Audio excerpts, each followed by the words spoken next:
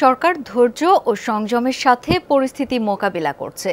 BNP Jamaat সহিংসতা করে পরিস্থিতি ঘোলাটে করার চেষ্টা করছে বলে জানিয়েছেন আওয়ামী লীগ সাধারণ সম্পাদক ওবায়দুল কাদের।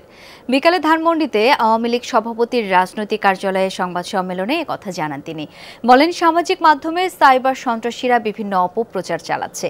শিক্ষার্থীদের আন্দোলন বেহাত হয়ে তৃতীয় পক্ষের হাতে চলে গেছে। এই অশুভ শক্তির তৎপরতা আওয়ামী লীগ সফল হতে দিতে পারে না বলেও জানান তিনি। সংঘাত বা সংঘর্ষ হতে পারে, প্রধানমন্ত্রীর নির্দেশে এমন কর্মসূচি এড়িয়ে চলছে আওয়ামী লীগ।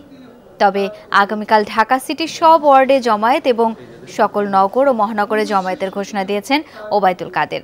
আর সোমবার আওয়ামী লীগ শোক মিছিল করবে বলেও জানান তিনি। আগামীকাল নতুন করে প্রোগ্রাম দিয়েছে।